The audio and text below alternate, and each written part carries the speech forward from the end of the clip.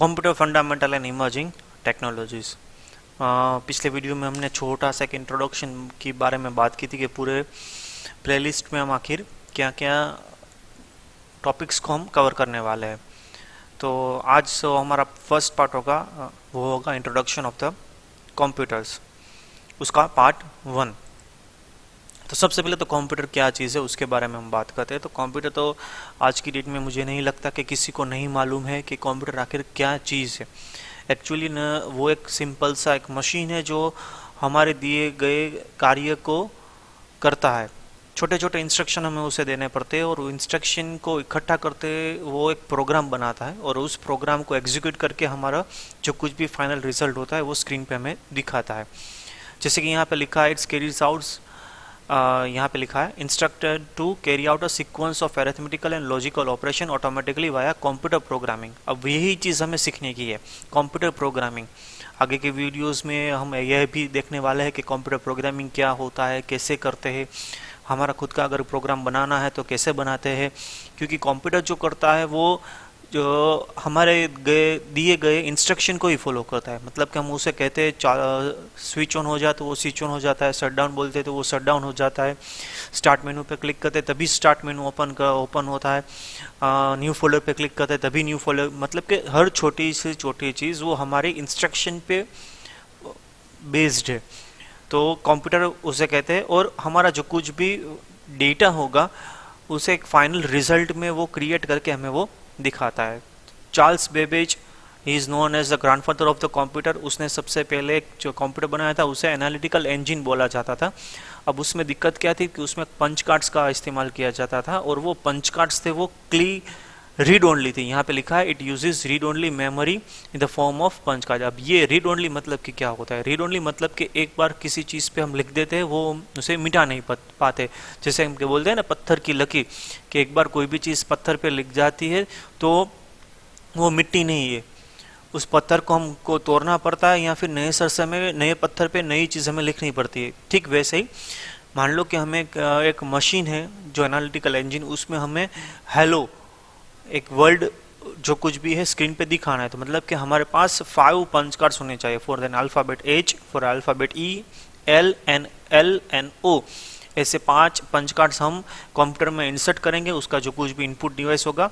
अब जब हम पंच कार्ड्स बना रहे हैं और उसमें कुछ हमारे से गलती हो जाती है तो हम उस पंच कार्ड पे नए से दूसरा कुछ अल्फ़ाबेट नहीं लिख पाएंगे। हमें एक नया पंच कार्ड लेना पड़ेगा और उसमें नए से करेक्शन करके जो हमारी गलती हुई है उसको ध्यान में रख के नया पंच कार्ड बनाना होगा। तो वो रीड ओनली पंच कार्ड का उसमें इस्तेमाल किया जाता था। कुछ लोग कंप्यूटर का जो फुल फॉर्म बोलते हैं वो बोलते हैं common operating machine purposely used for an technology, ये बोलते हैं कुछ लोग कंप्यूटर। और जो कंप्यूटर वर्ड जो एक्चुअली बना गया है वो है कंप्यूट वर्ड से, मतलब कि कुछ भी कैलकुलेशन करना। मतलब कि जो कैलकुलेटर है वो भी इन एक्चुअल में कंप्यूटर है। ठीक है, क्योंकि बेसिकली जो कंप्यूटर करता है वो अरिथमेटिकल एंड लॉजिकल ऑपरेशन करता है। अरिथमेटिकल मतलब कि addition, subtraction, multiplication, division. Logical मतलब कि क्या कौन सा बड़ा है कौन सा छोटा है, दोनों समान है या दोनों समान नहीं है, ये लॉजिकल ऑपरेशंस होते हैं। स्क्रीन पे हमें चलो मानते हैं कि न्यू फोल्डर पे क्लिक करते हैं तो न्यू फोल्डर का आइकॉन आ जाता है, लेकिन उसका जो प्रोग्राम होता है उस प्रोग्राम में भी अरिथमेटिकल एंड लॉजिकल ऑपरेशंस ही होते हैं। मतलब कि पूरी चीज़ इस पे ही बेस्ड है। आगे अगर हम बात करें कि कैरेक्टरिस्टिक्स ऑफ द कंप्यूटर, उसके लक्षण क्या होते हैं, विशिष्टताएं क्या होती है, तो सबसे पहले हम बात करें कि उसकी स्पीड के बारे में। सभी जानते हैं कि कैलकुलेटर पे जब भी हम भी कुछ भी वर्क करते हैं तो कुछ भी नंबर्स प्रेस करते हैं तो उसका जो कुछ भी रिजल्ट होता है हमें स्क्रीन पे इमीडिएटली रिफ्लेक्ट होता है। जितना भी बड़ा नंबर हो या फिर जितना भी छोटा नंबर हो, उसका जो कुछ भी रिजल्ट होता है हमें स्क्रीन पे इमीडिएट सेकंड पे रिफ्लेक्ट होता है, टाइम नहीं लगता। कंटिन्यूसली अगर नंबर प्रेस करोगे तो उसमें टाइम नहीं लगता, फ्रैक्शंस ऑफ सेकंड्स में उसका हमें रिजल्ट मिलता है। तो नॉर्मल कुछ भी इंस्ट्रक्शन हम जब भी कंप्यूटर को देते हैं तो 3 to 4 मिलियन इंस्ट्रक्शन पर सेकंड वो परफॉर्म कर सकता है। 3 to 4 मिलियन इंस्ट्रक्शन मतलब कि 2 + 5 ये एक इंस्ट्रक्शन हुई। दूसरी इंस्ट्रक्शन बोलते हैं 7 × 25, ये दूसरी इंस्ट्रक्शन हुई। ऐसी छोटी छोटी अगर इंस्ट्रक्शन हम एक ही साथ में अगर कंप्यूटर में इनपुट करवाते हैं किसी भी एक सोर्स से, किसी भी एक इनपुट डिवाइस से, मतलब कि 3 से 4 मिलियन इंस्ट्रक्शन वो एक सेकंड में कैलकुलेट करके सबका हमें रिजल्ट वो दे पाएगा। बाद में हम बात करते हैं तो एक्यूरेसी की। कंप्यूटर का रिजल्ट कभी भी गलत नहीं होता है। अगर ये फील्ड में आ रहे हो आप तो ये बात आप दिमाग में पत्थर की लकीर जैसे लिख डालो। जैसे कि अभी हमने बोला था ना पंच कार्ड के बारे में कि उसमें एक बार जो चीज़ लिख देती है वो मिटती नहीं, ठीक वैसे ही ये चीज़ दिमाग में रख दो, एक्यूरेसी। कंप्यूटर का कभी भी रिजल्ट कुछ भी गलत नहीं होता है। अगर कुछ गलत रिजल्ट आता है तो उसका जिम्मेदार सिर्फ और सिर्फ प्रोग्रामर ही होता है। जब भी वो प्रोग्राम लिखता है तो उसमें कुछ गलती हो जाती है। कई बार मैंने देखा है कि स्टूडेंट्स क्या बोलते हैं कि सर मैंने तो 100% सही लिखा था लेकिन कंप्यूटर में कुछ शायद दिक्कत आ गई है तो मेरा आंसर जो है वो सही नहीं आ रहा है। नहीं, ये आपकी ही गलती है, तभी जो कंप्यूटर का जो कुछ भी आउटपुट आपके स्क्रीन पे आ रहा है वो गलत आ रहा है। कंप्यूटर इतना परफेक्ट हमेशा आंसर देता है कि उसकी कभी भी आज तक कोई भी गलती नहीं मानी गई, क्योंकि बनाते समय उसको इतना एक्यूरेटली बनाया हुआ है। जब हम प्रोग्राम करते हैं गलती से हम, जैसे कि हम बुक्स में आंसर लिखते हैं तो जल्दी जल्दी में कहीं एडिशन लिखने के बदले हम सबट्रैक्ट की साइन लिख देते हैं और पूरा आंसर जो है हमारा बिगड़ जाता है। तो ठीक वैसे ही हमारी कुछ भी गलती होती है जिसकी वजह से हमारा जो कुछ भी फाइनल रिजल्ट होता है वो सही नहीं आता है। अगर डेलीगेंसी की बात करें तो उसमें यहाँ पे 2 वर्ड सबसे बड़े इंपॉर्टेंट है, बोर्डम और टायर्डनेस। ठीक है, यहाँ पे जो माउस का जो मैं कर्सर दिखा रहा हूँ, बोर्डम और टायर्डनेस, मतलब कि ये कभी थकता नहीं और कभी बोर नहीं होता है। अब मान लो कि आपके पास एक सिंपल कैलकुलेटर है और सुबह से लेके शाम तक 2+5 2+5 2+5 2+5 आप करते रहे हो, ठीक है, वो थकेगा नहीं। नॉट ओनली 2+5, सुबह से रात तक आप देखते हैं कैलकुलेटर को आप कितना इस्तेमाल करते हैं लेकिन वो कभी थकता नहीं और कभी आपको नहीं बोलता कि भाई ये क्या 2+5 भी तुमको आता नहीं, इतना तुम मुंह ज़बानी नहीं कर सकते। तो उसको बोलते हैं डेलीगेंस। वो कभी थकता नहीं है और कभी उसको जो उदासी आनी चाहिए, बोर होना चाहिए, वो बोर नहीं होता। वो हजारों की संख्या में, लाखों की संख्या में जितने भी आप इनपुट्स दोगे, इंस्ट्रक्शन याद रखना, अ सेट ऑफ इंस्ट्रक्शन, जितने भी आप इंस्ट्रक्शन दोगे वो हर इंस्ट्रक्शन को परफेक्टली परफॉर्म करके आपको वो आउटपुट दिखाएगा, चाहे वो जितना भी रिपीटेटिव जॉब हो। यहाँ पे लिखा है रिपीटेटिव जॉब, लास्ट वर्ड में यहाँ पे लिखा है रिपीटेटिव जॉब, मतलब कि जैसे कि बोला ना 2+5 2+5, पूरे दिन शाम तक यही बस एक इंस्ट्रक्शन देते रहो, 2+5 2+5 2+5 2+5 कैलकुलेटर में 2+5 करो इक्वल टू पे प्रेस करो, 2+5 करो इक्वल टू पे प्रेस करो, 2+5 करो इक्वल, शाम तक करोगे ना तो ये से बोलते हैं रिपीटेटिव जॉब। तब भी वो थकेगा नहीं या फिर उससे जो कुछ भी रिजल्ट होगा उसमें कुछ आगे पीछे नहीं होगा। बाद में अगर हम बोलते हैं वर्सटाइल, तो कंप्यूटर है वो वर्सटाइल है, मतलब कि एक कैलकुलेटर की हम बात करें तो वो नॉट ऑब्वियस है, एडिशन और सब्ट्रैक्शन और एडिशन और मल्टीप्लिकेशन में ज़्यादातर इस्तेमाल किया जाता है, बेसिक अरिथमेटिक इंस्ट्रक्शन के बारे में अगर बोले तो। लेकिन अब हम बात करते हैं एक्चुअल में कंप्यूटर जिसको हमें सीखना है, तो वो वर्सटाइल है, मतलब कि वो तरह तरह की चीज़ों में परफॉर्म कर सकता है। मतलब कि अगर हमें फोटो एडिटिंग करना है तो फोटो एडिटिंग कर सकते हैं, वीडियो एडिटिंग करना है तो video editing, PowerPoint presentation बनाना है, कुछ अकाउंटिंग छोटा सा वर्क करना है तो एक्सेल का यूज़ कर लो, डॉक्यूमेंटेशन टाइप आउट करना है, रिज्यूम टाइप करना है, सीवी टाइप करना है, ईमेल करना है, तो तरह तरह की हज़ारों चीज़ें में वो सक्षम है। एक दो चीज़ें वो कर पाता है या नहीं कर पाता ऐसी कुछ बात नहीं। आज की डेट में कंप्यूटर ऑलमोस्ट हमारी डेली रूटीन लाइफ का जो कुछ भी वर्क होता है उसे हर चीज़ को वो परफॉर्म कर सकता है और हमारा जो कुछ भी फाइनल वर्क होता है उसे आसान कर देता है। बैंक में यूज़ होता है, रेलवे में यूज़ होता है, होटल टिकट्स में, बस टिकट्स में, हर चीज़ में, वेदर फोरकास्टिंग में भी आज की डेट में यूज़ होता है। मतलब कि जैसे कि हम आज देख ही पाते हैं कि न्यूज़पेपर में आ जाता है कि भाई XYZ डेट से, मतलब कि 30th डेट से 3 दिनों तक इस जगह पे भारी बारिश होने की आशंका होती है।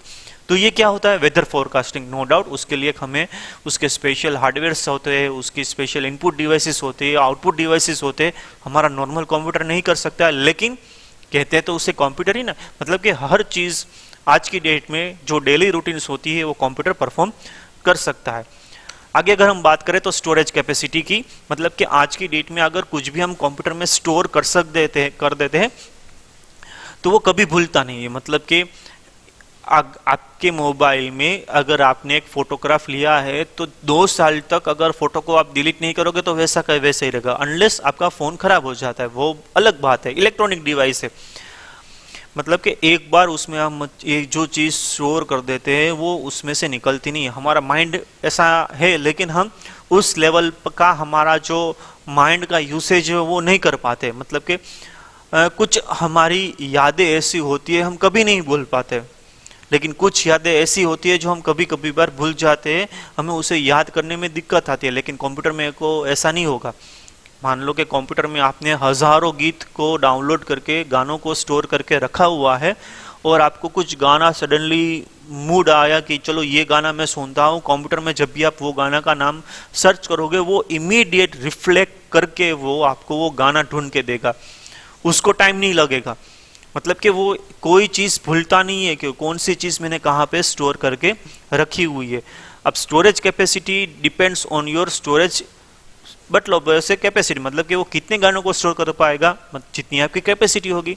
फ़ोन की अगर बात करें तो आज की डेट में 32 GB कॉमन था, लेकिन अब वो भी कम पड़ता है, तो लोग 64 GB का, 128 GB का, 256 GB का फ़ोन खरीदते हैं, क्योंकि ज़्यादा कैपेसिटी मिलती है और उसमें ज़्यादा हमारी पर्सनल इन्फॉर्मेशन को हम स्टोर कर सकते हैं।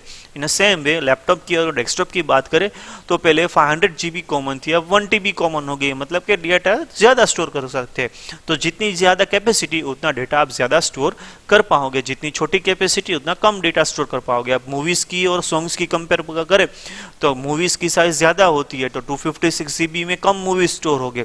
अगर सॉन्ग्स की बात करें तो सॉन्ग्स का जनरली साइज होता है 5 MB और 10 MB, हाईएस्ट 10 MB से बड़ा जनरली कोई MP3 सॉन्ग नहीं होता। तो कंपेयर कीजिए कि वन मूवी के कंपेयर में आप कितने सॉन्ग को स्टोर कर पाओगे।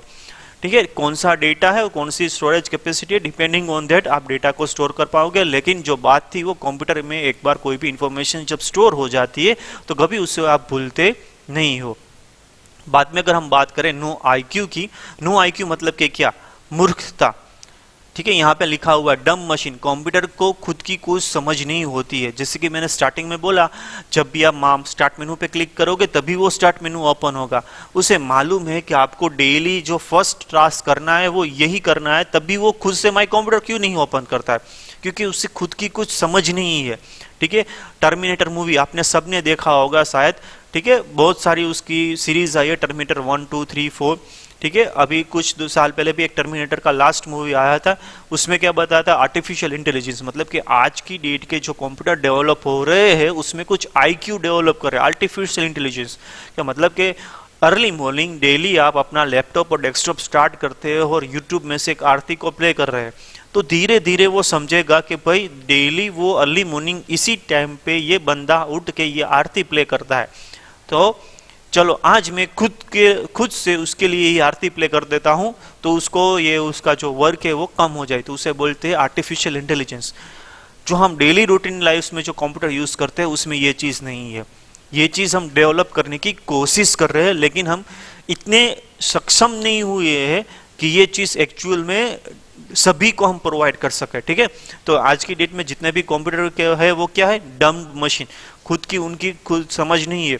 उनके पास स्पीड है, उनके पास एक्यूरेसी है, उनके पास डेटा स्टोरेज कैपेसिटी है, सब है, तरह तरह के वो टास्क को परफॉर्म कर सकते हैं, लेकिन उनके पास एक ये जो आईक्यू बोलते हैं वो चीज़ नहीं है।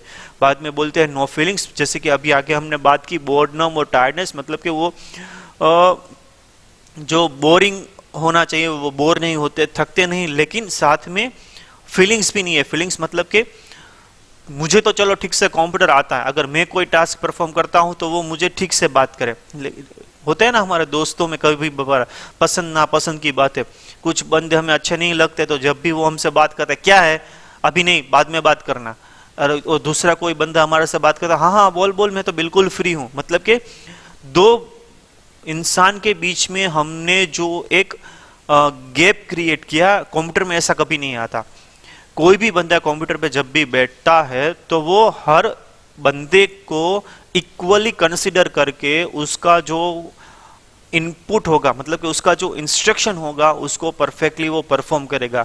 अगर बंदे ने इंस्ट्रक्शन गलत दिया है तो उसका गलत रिजल्ट आएगा, अगर बंदे ने इंस्ट्रक्शन सही दिया है तो उसका सही आउटपुट आएगा, depending on the instruction, depending on the input. लेकिन कोई सीख रहा है, किसी को मालूम है और कोई एक्सपर्ट है, ये जो डिफ्रेंशिएशन होता है ऑन द यूजर, ये कंप्यूटर कभी नहीं खाता, तो उसको बोलते हैं नो फीलिंग। तो बस इतना ही आज के वीडियो में। आगे के वीडियोस में और भी हम टॉपिक्स को डिस्कस करने वाले हैं, ठीक है। यहाँ तक का जो टॉपिक था कैरेक्टरिस्टिक ऑफ कंप्यूटर, तो यही खत्म करते हैं। चलो, थैंक यू।